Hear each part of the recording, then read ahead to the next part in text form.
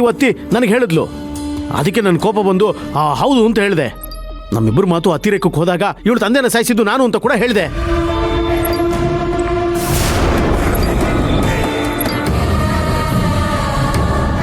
ಇಷ್ಟೆಲ್ಲ ನನ್ನ ಬಾಯಿಂದ ಮಾತಾಡೋವಾಗ ಮಾಡಿದ್ದು ಇವಳೆ. ಮನೇಲಾಡೋ ಜಗಳನ, ಕೋಪದಲ್ಲಾಡೋ ಮಾತನ್ನ ಸ್ಟೇಷನ್ಗೆ ಹೋಗಿ ಕಂಪ್ಲೇಂಟ್ ಕೊಟ್ಬಿಟ್ರೆ ಅದು ನಿಜ ಆಗ್ಬಿಡುತ್ತಾ? ನಿಜ ಆಗ್ಬಿಡುತ್ತಮ್ಮವ್ವ ಹೇಳಿ? ಚಿಕ್ಕ ಚಿಕ್ಕ ವಿಷಯನ ದೊಡ್ಡದ್ ಮಾಡೋದು, ಸುಮ್ನೆ ಪೊಲೀಸ್ ಸ್ಟೇಷನ್ಗೆ ಹೋಗಿ ಕಂಪ್ಲೇಂಟ್ ಕೊಡೋದು. ಅದೇನೋ ಹೇಳ್ತಾರಲ್ಲ, ಕಾಮಲೆ ಕಣ್ಗೆ ಕಾಣೋದೆಲ್ಲ ಹಳದಿ ಅಂತ. ಹಾಗೆ ನಾವ್ ಏನೇ ಮಾಡಿದ್ರು ಇವಳಗ್ ತಪ್ಪಾಗೆ ಕಾಣಿಸುತ್ತೆ. ನನಗೆ ಇನ್ಮೇಲೆ ಸುಮ್ನೆ ಇರೋದಕ್ಕಾಗಲ್ಲ. ನನಗೂ ಸುಮ್ನೆ ಇರೋದಕ್ಕಾಗಲ್ಲ.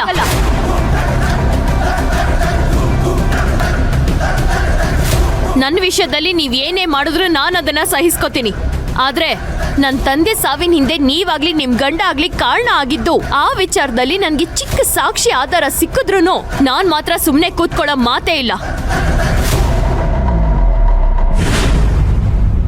ಇಷ್ಟು ದಿನ ಶಾಂತಿಯಿಂದ ಇದ್ದ ಕಾವೇರಿನ ನೀವೆಲ್ಲ ನೋಡಿದೀರ. ಇನ್ ಮುಂದೆ ಕ್ರಾಂತಿಯಾಗಿ ಸಿಡ್ದೇಳೋ ಕಾವೇರಿನ ನೀವ್ ನೋಡ್ತೀರಾ.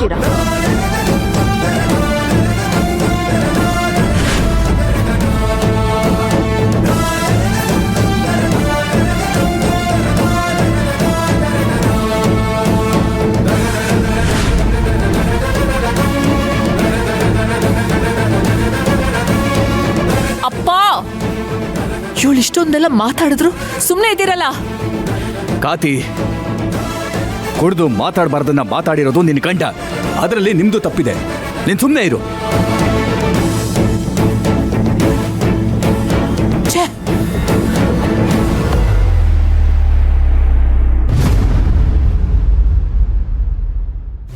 ಪ್ರಬಲ ಹೇಗ್ ಗೊತ್ತೋ? ಆಗ್ಲೇ ಹೇಳಿದ್ನಲ್ಲ ಸರ್, ಒಂದು ಚೆಕ್ ಬೌನ್ಸಿನ್ ಕೇಸ್ ಇತ್ತು ಅಂತ, ಅದನ್ನ ಸಾಲ್ವ್ ಮಾಡಿಕೊಟ್ಟಿದ್ರು. ಫೇಮಸ್ ಕ್ರಿಮಿನಲ್ ಲಾಯರ್ ಚಿಕ್ಕ ಚೆಕ್ ಬೌನ್ಸ್ ಕೇಸ್ ತಗೋತಾರಾ? ಸರ್ ಅದು ಚೆಕ್ ಬೌನ್ಸ್ ಕೇಸ್ ಅಲ್ಲ sir, land problem. Land problem ಕೇಸಾ? ಹಾ ಹೌದು. ನಿನ್ನ ಹತ್ರ ಸತ್ಯ ಹೇಗ್ ಬಾಯ್ ಬಿಡಿಸ್ಬೇಕು ಅಂತ ನಂಗೆ ಚೆನ್ನಾಗಿ ಗೊತ್ತು. ಈಗ ಸರಿಯಾಗಿ ಹೇಳೋ ಹಾಗೆ ನಾನ್ ಮಾಡ್ತೀನಿ. ಸರ್ ಬೇಡ ಸರ್, ಬಿಡೋಣ. ಹೊಡಿಬೇಡಿ ಸರ್.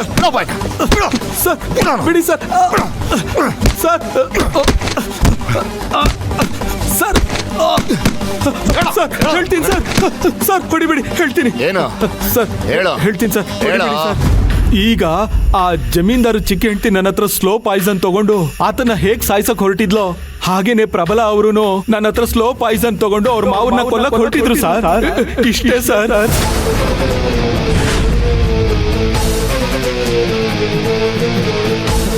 ಸರ್ ನಿಜ ಹೇಳ್ತಿದ್ಯಾ ತಾನೇ? ಸರ್ ಇಷ್ಟೆಲ್ಲ ಒದೆ ತಿನ್ಮೇಲೂ ಯಾರು ಸರ್ ಸುಳ್ಳು ಹೇಳ್ತಾರೆ? ಆವತ್ತು ಇವ್ರು ನನ್ನನ್ನು ಕರೆಸಿ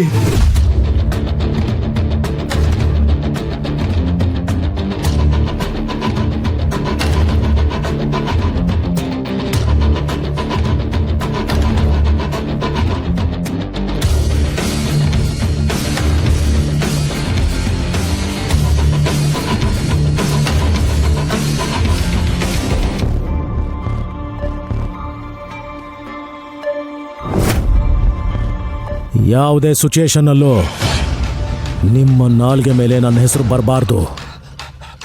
ಹಾಗೇನಾದರೂ ಬಂದರೆ ಜೀವ ಉಳಿಸ್ಕೊಳ್ಳೋದಕ್ಕೆ ಮತ್ತೊಂದು ಚಾನ್ಸ್ ಸಿಗೋದಿಲ್ಲ. ಇಷ್ಟೇ ಸರ್ ನಡೆದಿದ್ದು.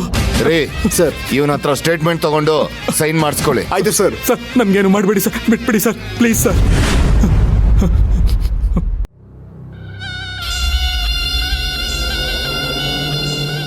ಹಾಲಲ್ಲಾದ ಘಟನೆಯಿಂದ ಕಾತಿಗೆ ನನ್ನ ಮೇಲೆ ಏನಾದರೂ ಅನುಮಾನ ಬಂದಿದೆಯಾ? ಅದಕ್ಕೆ ಯೋಚನೆ ಮಾಡ್ತಾ ನಿಂತಿದ್ದಾಳ. ನನ್ನ ಬಗ್ಗೆ ಯಾರಿಗೆ ಅನುಮಾನ ಬಂದರೂ ಪರವಾಗಿಲ್ಲ, ಆದರೆ ಕಾತಿಗೆ ಬರಬಾರ್ದು. ಬಾರದೇ ಇರೋ ಹಾಗೆ ನೋಡ್ಕೊಳ್ಳೋದು ಮುಖ್ಯ.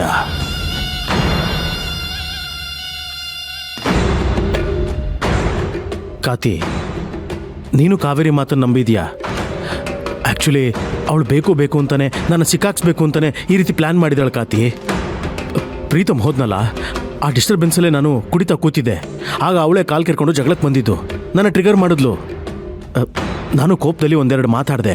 ಅದನ್ನೇ ಹಿಡ್ಕೊಂಡು ಪೊಲೀಸ್ ಸ್ಟೇಷನ್ಗೆ ಹೋಗಿ ಕಂಪ್ಲೇಂಟ್ ಕೊಟ್ಟಿದ್ದಾಳೆ. ಪ್ರಬಲ, ನಾನು ಈ ಥರ ಕೇಳ್ತೀನಿ ಅಂತ ಬೇಜಾರು ಮಾಡ್ಕೋಬೇಡ. ಕಿಡಿಯಿಲ್ದೆ ಬೆಂಕಿ ಹತ್ಕೊಂಡು ಉರಿಯಲ್ಲ ಅಂತ ಹೇಳ್ತಾರೆ. ಹಾಗೇನೆ ಕುಡ್ದೋರು ಸತ್ಯ ಹೇಳ್ತಾರೆ ಅಂತ ಹೇಳ್ತಾರೆ.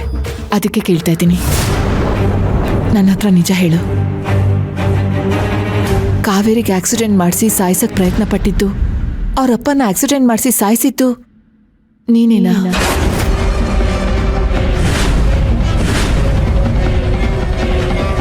100% ಇದು ಆ ಪ್ರಬಲಂದೇ ಕೆಲ್ಸ. ಅವತ್ತು ಕಾವೇರಿಗೆ ಆಕ್ಸಿಡೆಂಟ್ ಆದಾಗ ಅವ್ನು ನಡೆ ನುಡಿ ನೋಡ್ತಿದ್ರೆ ನನಗೆ ಆ ಪ್ರಬಲನ್ ಮೇಲೆ ಡೌಟ್ ಬಂದಿತ್ತು. ಅವನು ಕ್ರಿಮಿನಲ್ ಲಾಯರ್ ಆಗಿರೋದ್ರಿಂದ ಕ್ರಿಮಿನಲ್ ಐಡಿಯಾ ಓಡಿಸಿ ಅವನ್ ಪೊಲೀಸರಿಂದ ತಪ್ಪಿಸ್ಕೊಂಡ ಅಷ್ಟೇ. ಇವಾಗ ಕುಡಿದ್ ಮತ್ತಲ್ಲಿ ಎಲ್ಲ ನಿಜ ಬಾಯ್ ಬಿಟ್ಬಿಟ್ಟಿದ್ದಾನೆ. ಹಾಗಾದ್ರೆ ಕಾವೇರಿ ಅಪ್ಪನ ಆಕ್ಸಿಡೆಂಟ್ ಮಾಡಿಸಿರೋದು ಭಾವ ಅಂತ ಆದ್ರೆ ಅವತ್ತು ಆ ಕಾರಲ್ಲಿ ನಾನು ಹೋಗ್ಬೇಕಾಗಿತ್ತು. ಹೋಗಿದ್ದಿದ್ರೆ ನನ್ನ ಜೀವ ಸಹ ಹೋಗಿರೋದು. ಅಪ್ಪ, ನಾನು ಕೇಳ್ತಾ ಇರೋ ಪ್ರಶ್ನೆಗೆ ನೀನಿನ್ನ ಉತ್ತರ ಕೊಟ್ಟಿಲ್ಲ. ನಿಜ ಹೇಳು ಪ್ರಬಲ, ಆಕ್ಸಿಡೆಂಟ್ ಮಾಡಿಸಿದ್ದು ನೀನೇನಾ? ಕಾತಿ, ನೀನು ನನ್ನನ್ನ ಅನುಮಾನಿಸ್ತಿದ್ಯಾ? ಅನುಮಾನ ಅಂತ ಅಲ್ಲ ಪ್ರಬಲ, ಸತ್ಯ ತಿಳ್ಕೊಳಕ್ ಪ್ರಯತ್ನ ಪಡ್ತಾ ಇದ್ದೀನಿ. ಒಂದ್ ವೇಳೆ ನನಗೆ ಗೊತ್ತಾದ್ರೆ ನಾನೇನಾದ್ರೂ ಮಾಡ್ತೀನಿ ಅನ್ನೋ ಭಯಕ್ಕೆ ವಿಷಯ ಮುಚ್ಚಿರ್ತಿದ್ಯಾ? ಇಲ್ಲ ಕಾತಿ, ನಾನು ಆ ರೀತಿ ಏನೂ ಮಾಡಿಲ್ಲ. ಹಿಂದೆ ಮುಂದೆ ಗೊತ್ತಿಲ್ಲದಿರೋ ಒಬ್ಬ ಅನಾಥನಿಗೆ ಮಾವ ಒಂದು ಒಳ್ಳೆ ಜೀವನ ಕೊಟ್ಟಿದ್ದಾರೆ. ನಾನು ಯಾಕಿಂತ ನೀಚ್ ಕೆಲಸ ಮಾಡಲಿ? ಕಾತಿ, ನೀನೊಬ್ಳು ಶ್ರೀಮಂತೆ ಆದರೂ ನನ್ನಂಥ ಅನಾಥನನ್ನ ಗಂಡನಾಗಿ ಒಪ್ಕೊಂಡೆ. ನಿನಗೆ ಮೋಸ ಮಾಡೋವಂಥದ್ದಾಗಲಿ, ನೀನು ತಲೆ ತಗ್ಸೋಂಥ ಕೆಲಸ ಮಾಡೋದಾಗಲಿ ನಾನು ಯಾಕೆ ಕಾತಿ ಮಾಡಲಿ? ನೋಡು, ನನ್ನ ಜೀವನ ನಿನ್ನ ಮುಂದೆ ಏನಿದ್ರು ಓಪನ್ ಡೈರಿ ಇದ್ದ ಹಾಗೆ. ನಾನು ಯಾವತ್ತೂ ನಿನ್ನ ಹತ್ರ ಸುಳ್ಳು ಹೇಳಿಲ್ಲ, ಯಾವುದೇ ವಿಷಯನೂ ಮುಚ್ಚಿಟ್ಟಿಲ್ಲ.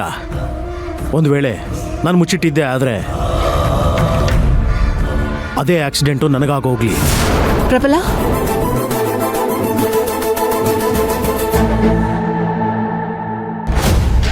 ಇನ್ನೇನೇ ನಾಟಕ ಆಡಿದ್ರು ಮಾವ ಮತ್ತೆ ಕಾವೇರಿ ಆ ಪ್ರಬಲನ್ನ ನಂಬಲ್ಲ. ಹಾಗೇನಾದ್ರೂ ನಂಬಿದ್ರೆ ನಿಮ್ಮ ಅಕ್ಕ ನಂಬೇಕು, ಮತ್ತೆ ನಂಬಿ ಮೋಸ ಹೋಗ್ಬೇಕು. ಇದೇ ರೈಟ್ ಟೈಮ್. ನಾವು ಕಾವೇರಿಗೆ ಸಹಾನುಭೂತಿ ತೋರಿಸಿ ಅವಳ ಪರವಾಗಿ ನಿಂತ್ರೆ ಅವಳಿಗೆ ನಮ್ಮ ಮೇಲಿರೋ ಕೋಪ ಹೋಗುತ್ತೆ, ಮಾವಂಗೆ ನಮ್ಮ ಮೇಲೆ ಒಳ್ಳೆ ಅಭಿಪ್ರಾಯ ಬರುತ್ತೆ. ಹೇಗೂ ಪ್ರೀತಮ್ಮು ಲಂಡನ್ಗೆ ಹೋಗಿದ್ದಾನೆ, ಮೋಸ್ಟ್ಲಿ ಅವನು ಅಲ್ಲೇ ಸೆಟ್ಲ್ ಆಗ್ತಾನೆ ಅನ್ಸುತ್ತೆ. ಅಂದಮೇಲೆ ಅವನು CEO ರೇಸಲ್ಲಿ ಲಿಸ್ಟ್ ಔಟ್ ಆದ ಹಾಗೆ. ಇನ್ನು ನಿಮ್ಮ ಅಕ್ಕ ಬಾವ ಹೆಸರು ಕೆಡಿಸ್ಕೊಂಡು ಅವರು ಲಿಸ್ಟ್ ಔಟ್ ಆಗ್ತಾರೆ. ಇನ್ನು ಉಳಿದಿರೋದು ನಾನು ಮತ್ತೆ ನೀವೇ. ಹೇಗಾದ್ರೂ ಮಾಡಿ ಕಾವೇರಿನ ಗೆದ್ರೆ ನೆಕ್ಸ್ಟ್ CEO ನಾನೇ.